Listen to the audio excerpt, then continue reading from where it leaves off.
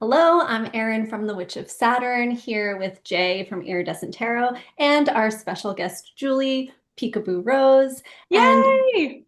we are here for our next episode of Deck Connectors Club. Today we'll be doing this Three of Moms Tarot episode.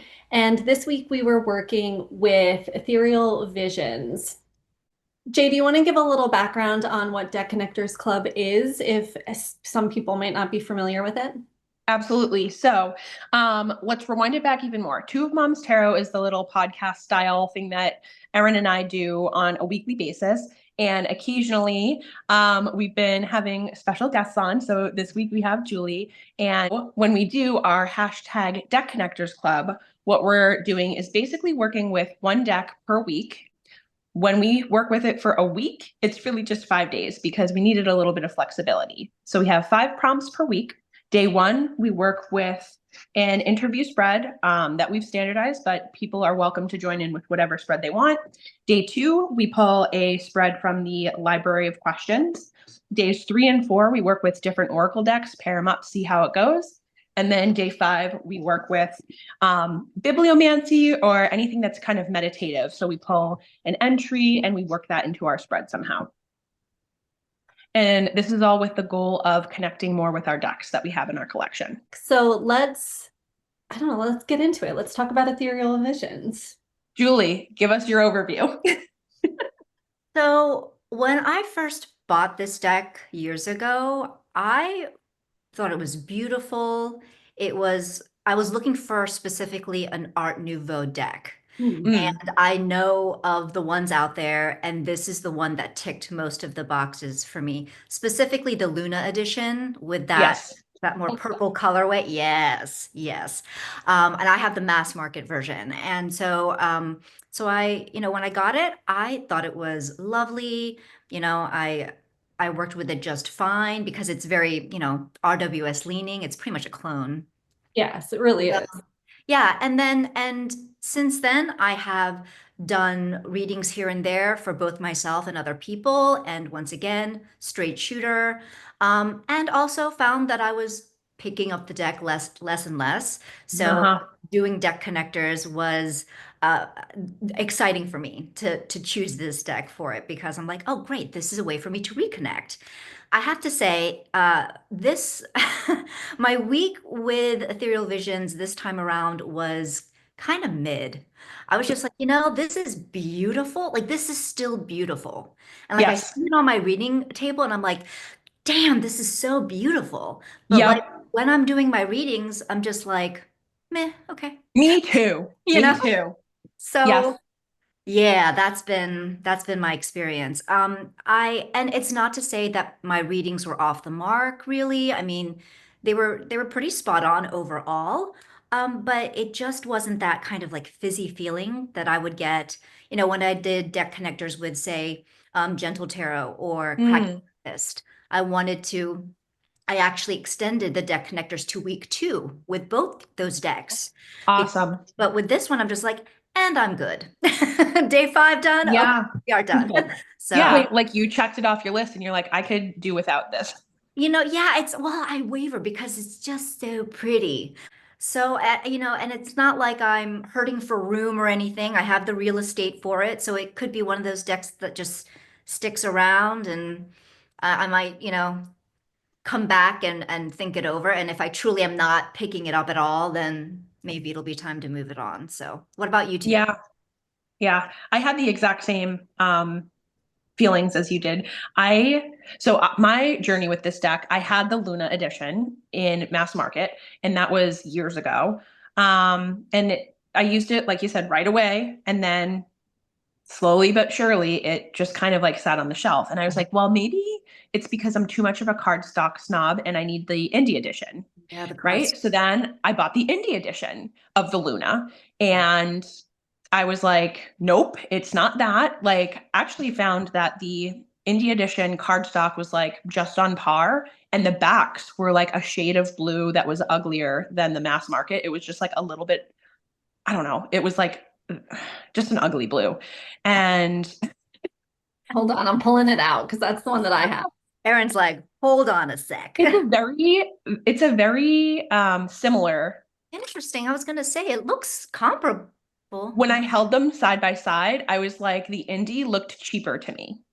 Oh, interesting. Because Really? you're indie, right, Erin? I That's can be I can be super, super picky, like Um, over the top. Yeah. So and Understand. I love gilding. And I'm like, why have all this beautiful, like Yeah, well, that's what shiny this has going for detailing, it. well, we do have the holographic foil on the images, but mine but does not the edging? no. Yeah, mine has it on the edging too.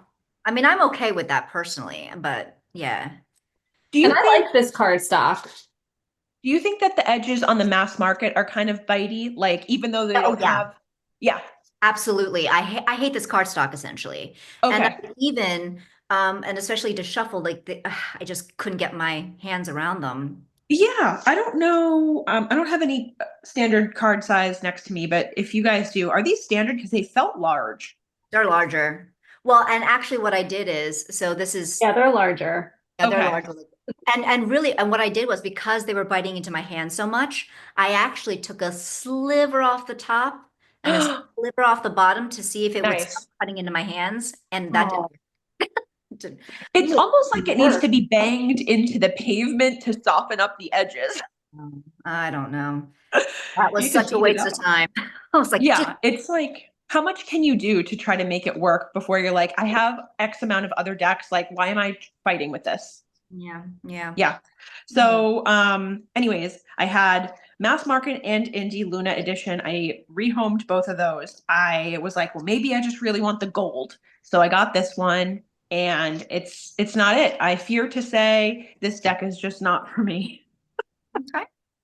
Yeah. So, What about you, Erin? well, I had a different experience with this because I have worked with this deck before and kind of felt like, oh, this is surprising me a little bit. I like it more than I thought I would because and I have the Luna Indie edition, and then I also have the mass market gold because they're so pretty. Like, that's really why I bought them. And because I do like that Art Nouveau or like Art Deco kind of vibe.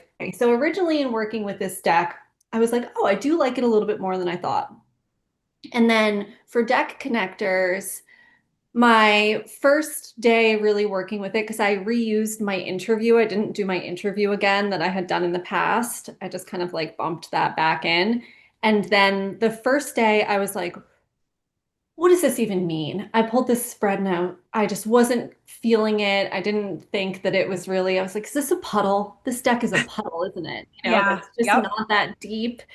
And the more I sat with it, the more it did kind of make sense. I kind of think with that, and this is an ongoing theme I've been having the past few weeks, is that I'm not really connecting with spreads. I'll use a spread and pull cards and I'm kind of like, wait, what? Like it's not lining up. And then if I take the spread away and just read the cards, I'm like, oh, okay, I got it. So I don't know what's going on with that with me right now, but this was kind of one of those situations. But then it was when I started using this deck with oracles that I had two in particular, like really, really super deep readings with this that were kind of like big breakthroughs for me.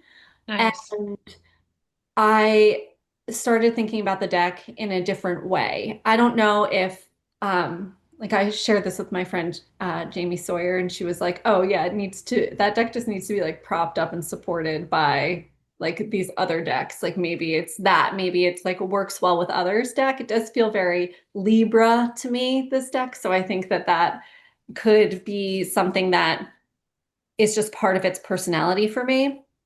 But it worked really, really well for me with that. And for those days, I first paired it with Threads of Fate, the Aurora edition, because shiny, pretty, pretty. Like I was like, these will look so pretty together. And I think that just this oracle in particular really gave the meat to the reading that I needed. And then the next day I used it with Work Your Light Oracle by Rebecca Campbell, which is illustrated by Danielle Noel. And then I also brought in the Star Child Tarot for that. And it was just, I mean, gorgeous, all of those cards together. And that was the reading that really like blew me away. Um, and so I started to think about like, okay, well, aside from this deck just being a very pretty face, which we know that it is, what else, and it essentially being an RWS clone, right? But there's something else about it that I couldn't put my finger on. And so I did this practice where I lay out the deck, I lay out all of the majors in order, and I like take a picture of that and I just sit with it and I take it in the whole story. I lay them out in the three lines of the majors. And then she sends it to me because I'm too lazy to do this. Yeah, I do. I'm like, here you go. And then I do the same thing with each of the suits to kind of take in the full story because it gives me some information about the deck that just working with individual cards doesn't.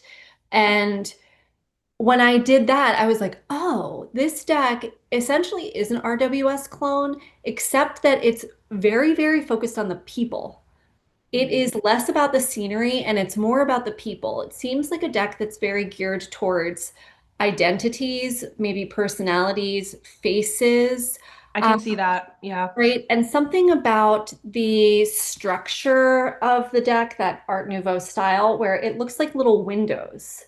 So Mhm. I was like, am I looking into a window or am I looking at a mirror? Which is really kind of how it showed up for me because those intense readings that I had were really like a reflection on certain parts of my own identity, like which I guess you could call the shadow self, like facets of my personality or my identity that I'm not super comfortable with, that I don't like love about myself were not just illuminated, but I really got to the root of where they came from and how they have served as like a survival mechanism for myself. And it just shined a light on that in a way that ended up being very cathartic and healing. Like it just lined up with then, like, I did this big spread and it was like, whoa, it really opened something, it cracked something open in me. And then life happened as it will in like perfect alignment. And that really was like pushed me over the precipice. And I had this like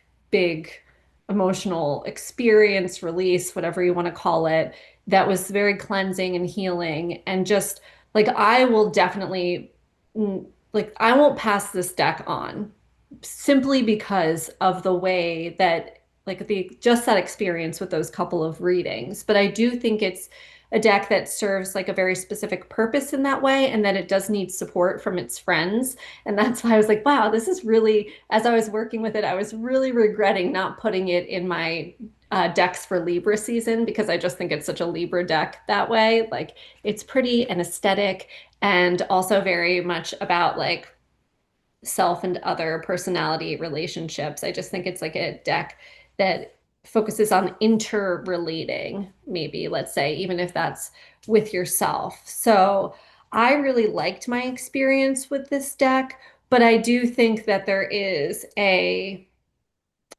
side of it that's a little more like shallow or petty, which is also very Libra. So I don't know. Yeah, yeah. I think it's Libra too. I'm not into astrology as much in the way that you are, but I know enough about Libras to know that this is it. Yeah, it really is. It's a Libra season deck. Yeah, for sure. That sounds like it was a beautiful experience, as like difficult as it might have been to go through something that like emotional. It sounds like it was a beautiful way to connect with your deck. Oh, it really was. It was really perfect timing. It was funny. It was kind of like, oh, be careful what you wish for because I had been getting these themes through my readings and I was like, oh yeah, let's explore this. I was willing. I signed up and then I was like, why did I do that in the moment? Those experiences that you have. But in the end, I am really grateful for it. And it did keep giving me this theme. One of the stalker cards that I had was from this deck was Four of Cups. And the message that really came through about like what to do with this whole experience, like what I was being guided to kind of practically apply was meditation. I think that this just is a card that it reminds me so much of meditation. Oh, And yes. through that, I had like some even deeper experiences. So I don't know. It was like, here, you called me a puddle. I'm going to show you that I'm not. But Mm. Yeah. I do think that the guidebook can be a little bit puddly. yeah, the Um, guidebook's nothing to write home about. yeah. They don't mention really what's going on in the pictures. They just kind of give these generic sentiments that leave you a little cold. I do think it's a cold deck. I thought maybe this week I would work with both versions because I do have the gold mass market. And I thought that maybe the silver of the Luna would make the deck even colder because I did It get like does. cold vibe from it, but I don't know. I just really loved it. There was something about it that I just stuck with it the whole time. So it was interesting. It was an interesting experience for me.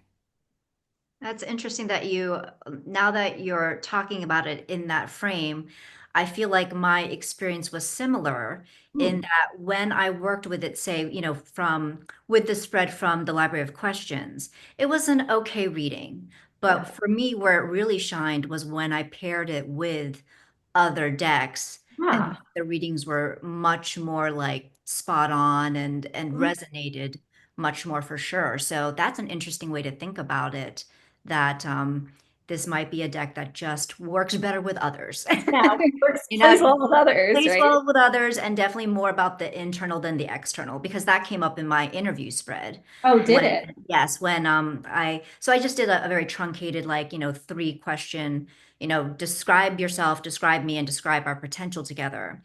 And Nice.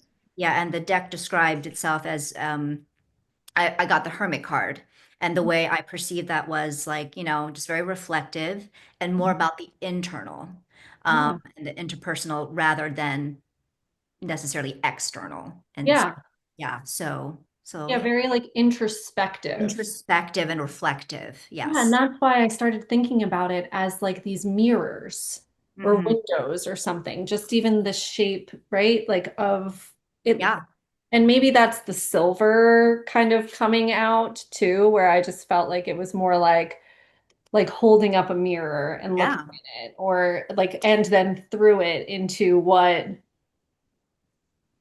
have you ever seen those like in a movie or a show and somebody looks into the mirror and it's themselves, but it's like another version of them who kind of like talks back? It kind of felt like that to Mhm. me. Like, what is this reflecting about myself that I'm not, aware of or seeing?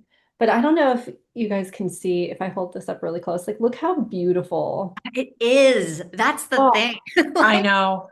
If this oh. deck was ugly, I don't think Julie and I would have given it a second chance. Like, legit, it is just so gorgeous.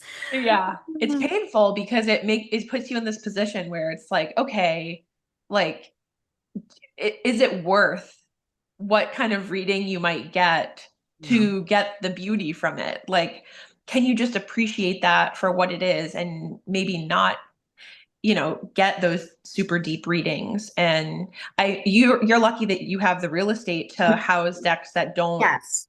hit Yeah. all those points for you. For me, I'm trying to keep it all in one cabinet. And yeah, Yeah. I have one singular set, the Threads of Fate Lumen and the Tarot, the Weaver. These two come as a set for me. Like, these are my beautiful, I love them for their look decks, and I can't have more than one set of that. Like, you know, Yeah. they fill the Well, same spot in my collection. So, no, totally get that. I mean, another aspect of the interview spread was when I asked about our potential together, it gave me Ace of Pentacles. And for me, the message was that we do have promising potential, but I actually have to put the work into it. uh-huh. And so maybe a week isn't enough. Maybe that's not enough time. And I have to actually, put more time to foster a relationship with it. But You and want to do that. I mean, it's pretty enough that I might. Oh, good for you. All right. It's That's, pre- yeah, it's that's just promising. So pretty. And like I said, when I did pair it up with other oracles and such, I mean, the readings were spot on. But it just, yeah, it does have that kind of cold sentimentality though to it.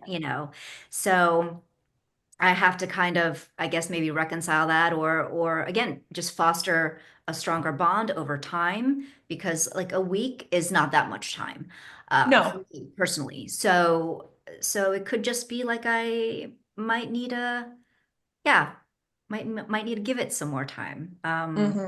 Hmm. But because I don't think I don't plan to get rid of it right now. Like it's staying. I just don't know that it's like a long term, you know, long-term residency here. Yeah. Yes, I understand. So yeah, yeah. So, speaking of like the cold nature of this deck, like that doesn't necessarily bother me so much because I have a Capricorn moon. And so I call like a Capricorn or Aquarius moon, I call the cold moon because they're ruled by Saturn.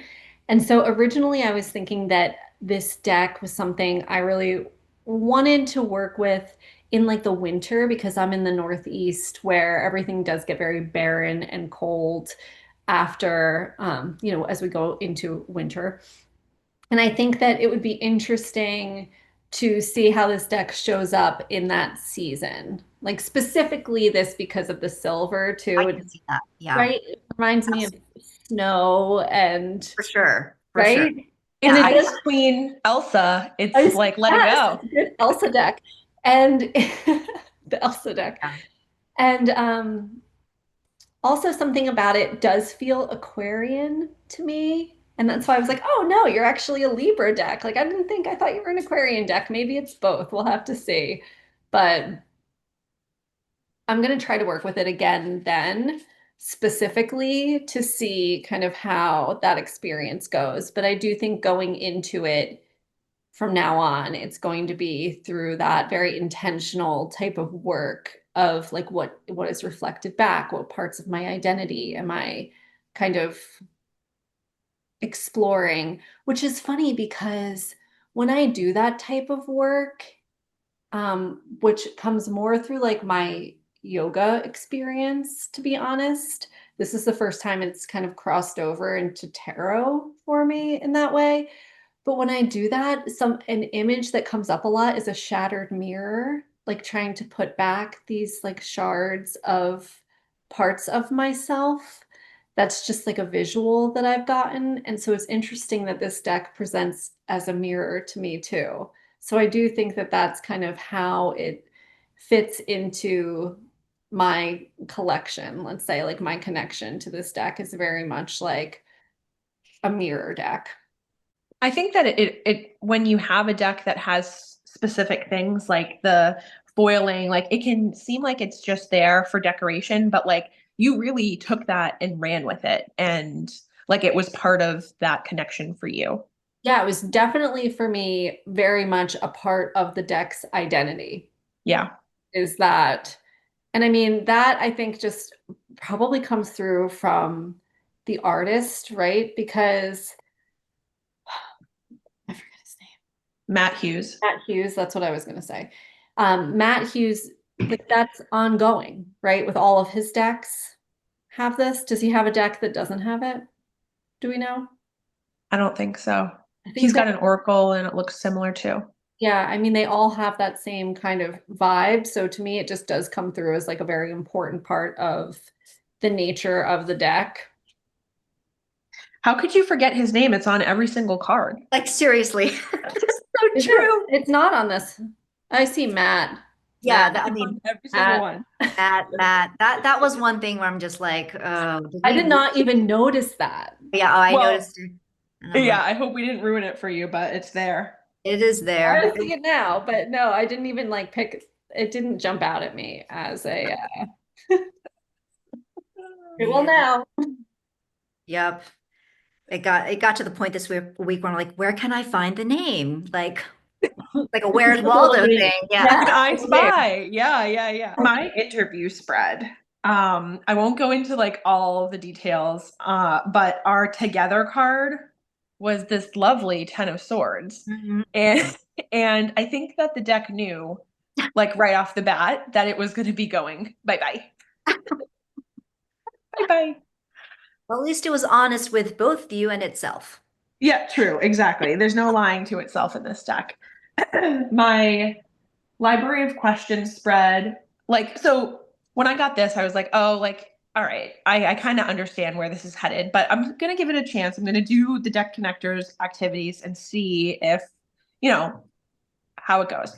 My library of questions spread went well, like nothing really remarkable. It was fine. My pairing was with the softest shade. And I got 6 of Cups, 2 of Pentacles, and 2 of Cups.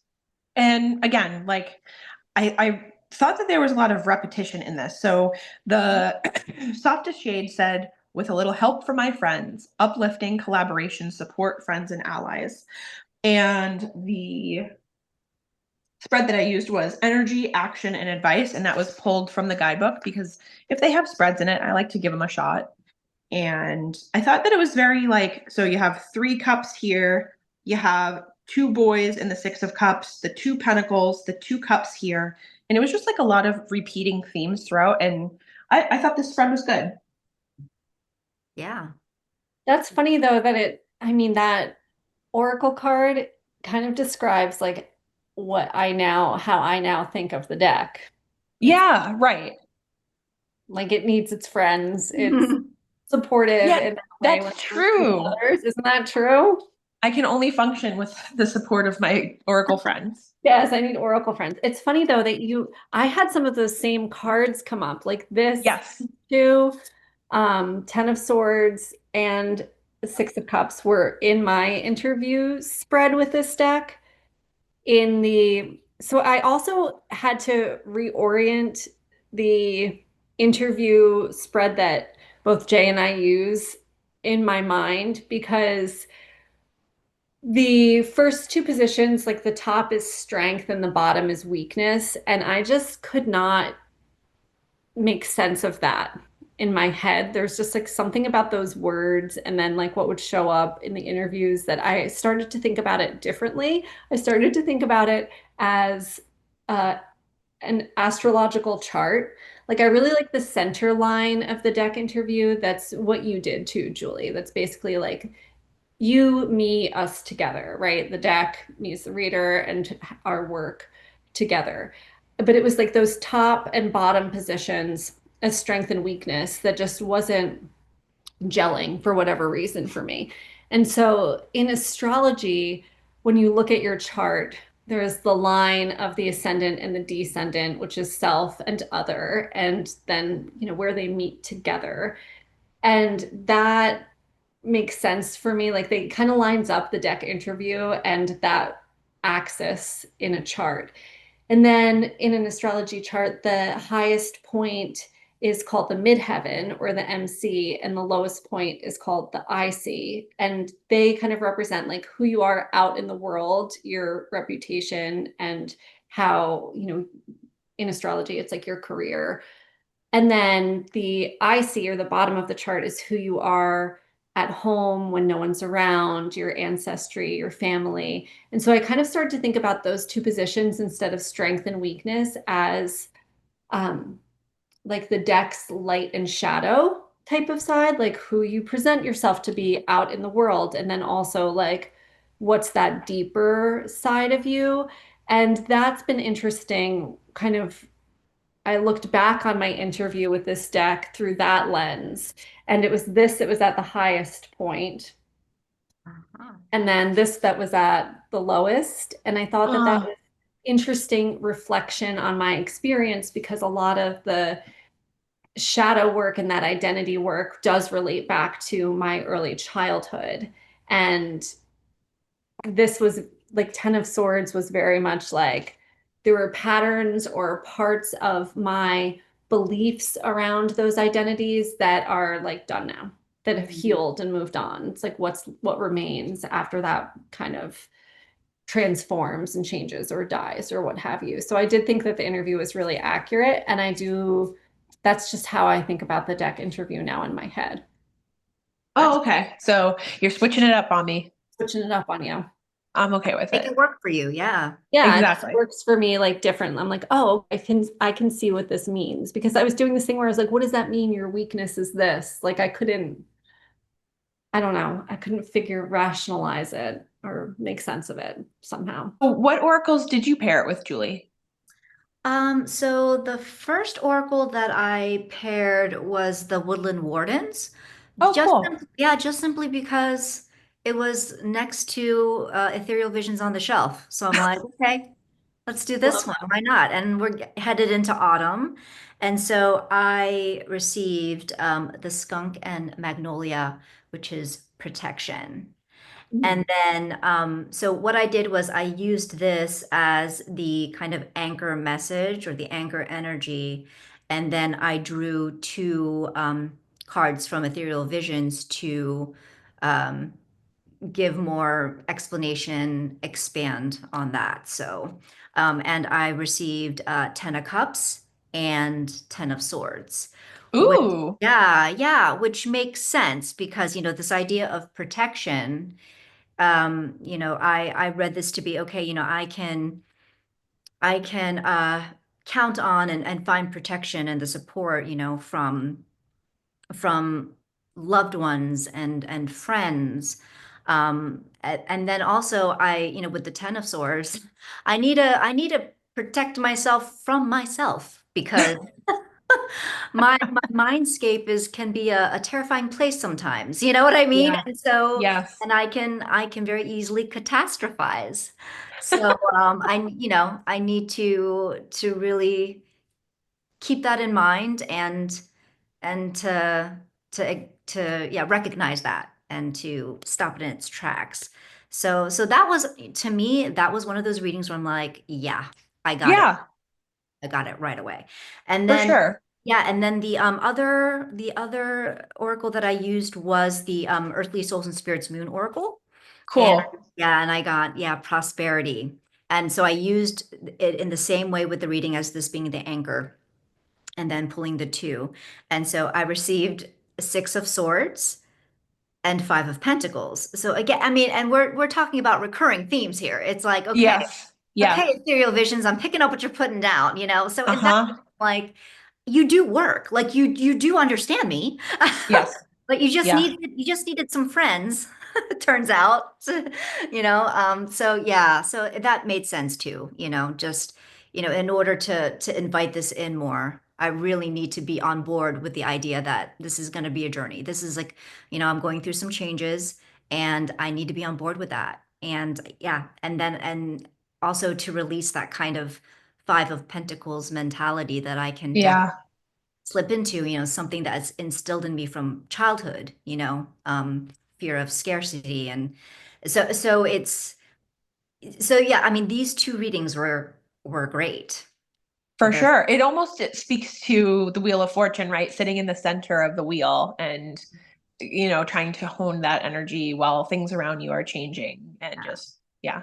And the scarcity mindset, I feel like, as a total aside, but your recent bad artwork video, yeah, I feel like that relates to that too, because like growing up, you didn't want to waste your supplies on like making something bad. I don't know. At yeah, least I didn't. But that yeah. is definitely something that plays into that for me is like, do I want to make something and have it not come out perfect and great and waste my supplies on it? Waste supplies, waste your time. Like, Yeah. why am I wasting my time on this when clearly, I'm receiving feedback that this is no good. So why waste Mhm. my time? And yeah, Yeah. certainly why waste time, energy, supplies, like anything. Yes. Yeah. I feel like it totally ties into that too. Yeah, absolutely. Yeah, so that, I mean, that was pretty much it. I mean, well, for the last prompt, the meditation, I Yeah. don't have that Tao book, so I did go ahead and use the Align Heart, because I feel like that is kind of a meditative deck with its messages. And so I used that and I encourage myself to shine and excel while allowing myself to fail without shame. There you go. Yeah. And so Wow. then I pulled cards from that. And again, I won't even go into it because very similar. Like it was just like, let me bang you over the head and kick you in the gut one more time with, Uh-huh. yeah, what you need to receive and what you need to release. I Mhm. used that deck too in that big reading that I did. I Yeah, layered on with that, yeah. and I loved the way that it worked with the reading and looked with the reading. Yes, they looked gorgeous Oh, together. pretty. It's like, yeah. Yeah, absolutely. Speaking of, as an aside, can you pull back up the card that you pulled from the Earthly Souls and Spirits next to one of the Ethereal Visions cards, just so that I can see what they look like aesthetically? Yeah, Just because I'm nosy. And that is one of my favorite, that's my favorite aesthetic deck. for sure. It, So, I love it so much.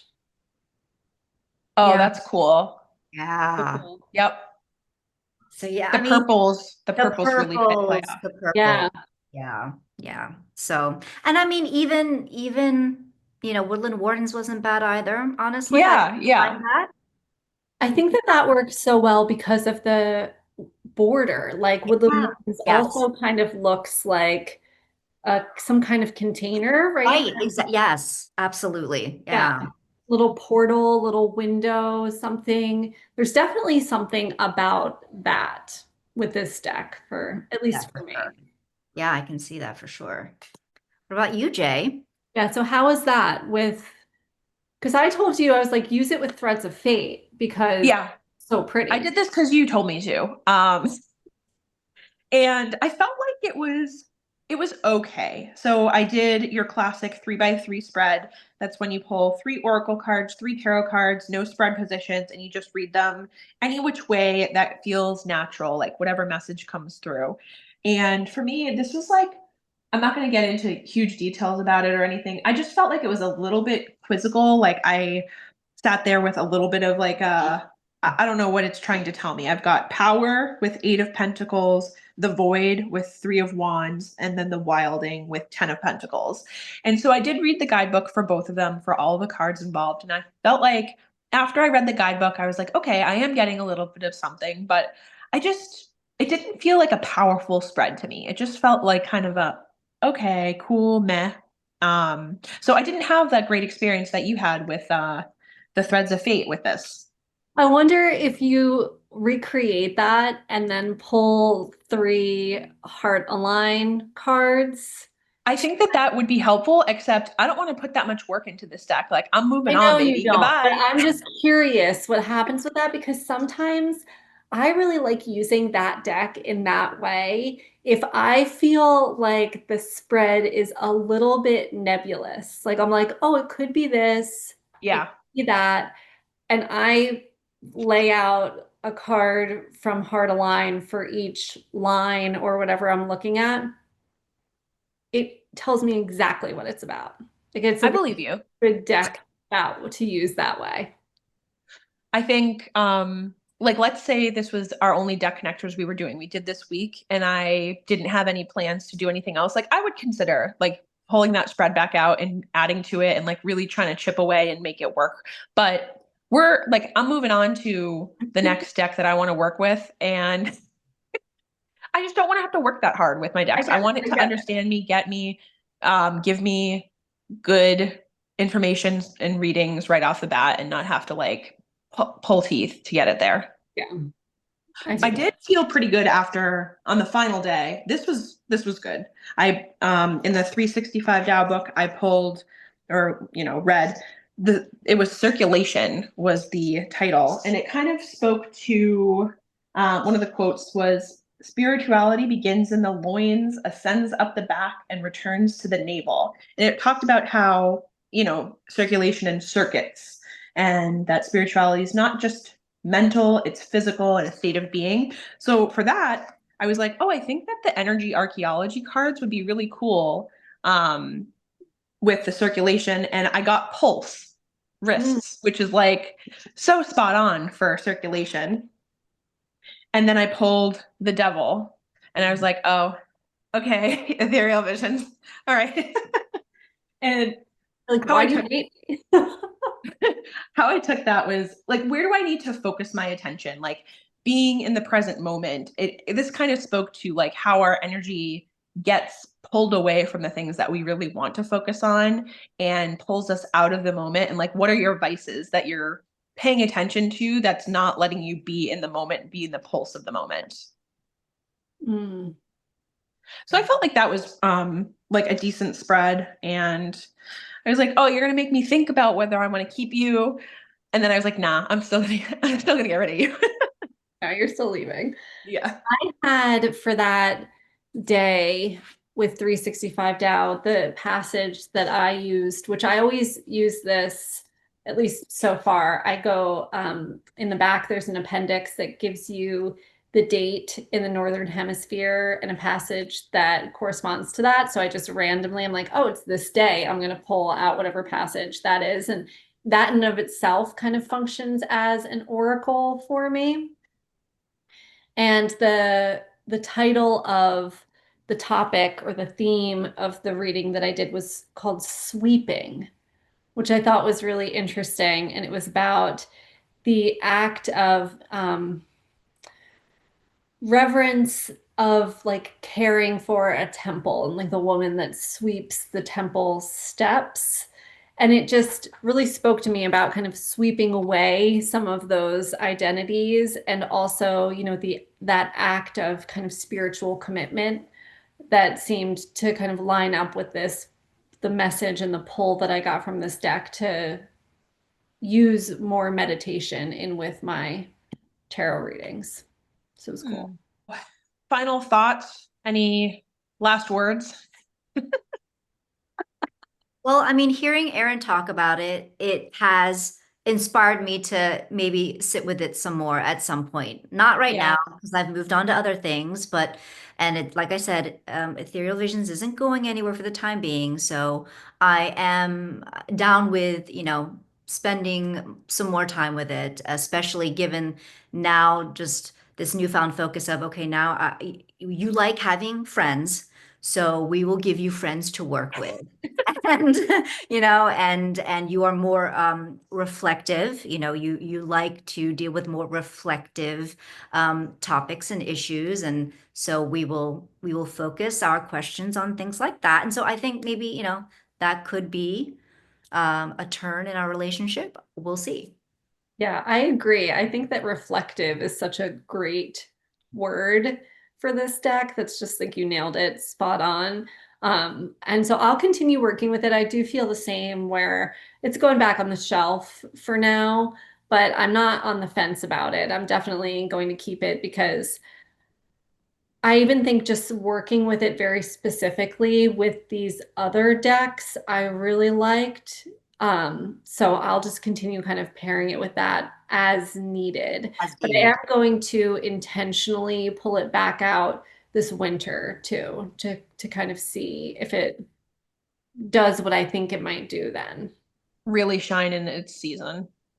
Yeah, I mean, I do think that Libra season is its season, but I also want to explore it in like Aquarius times because that was the original vibe that I got from it. So we'll see. I think it's really interesting to have a deck connectors club where we have a hard yes, a maybe, and a hard no. Hmm. Yeah, Yeah, I think that's very interesting and cool. it is. It's definitely shows that this is such a unique experience. It's really about you and your decks, and decks surprise us all of the time, right? Some things that you think are going to be great and then become a disappointment, and things that you think are, you're not really into, and then you're like, wow, this is really incredible. So that's the fun part of working with tarot, right? Yes, definitely. Mhm. Yeah, and it's about the work you want to put into it, and if you don't want to, that's perfectly fine. But I know people who have been like, I am going to bond with this deck if it kills me, and they literally just like fight with the deck and continue on, and eventually do forge a relationship. So it was like a hard won connection, and they did it, and they succeeded, and that's beautiful. And some of us don't really want to do that. And that's okay too. That That really reminds me of like breaking a wild horse. is. Yeah, yes. Like, I'm gonna ride this horse. Yeah. I will make you love me. Oh my. Oh, it's too funny. Well, thank you so much for joining us. We were so excited to have you on. And if anybody wants to participate in Deck Connectors, if they don't have a channel, then just doing these prompts on your own, you can post them on Instagram, just do them for yourself and journal about it, whatever. If you have a channel and you want to make VRs about it, we love to see that. There's been quite a few of them from Afton with a Z, so we've been enjoying watching those. And we're always happy to have people on. So if you want to participate in any way, like just hit us up and join in. Hashtag Deck Connectors Club. Yeah, and I Thank you think so the much for having me. Sorry. Yep. Thanks so much for having me. So happy to have you. yeah, it was so great to have you, Julie. It was so much fun.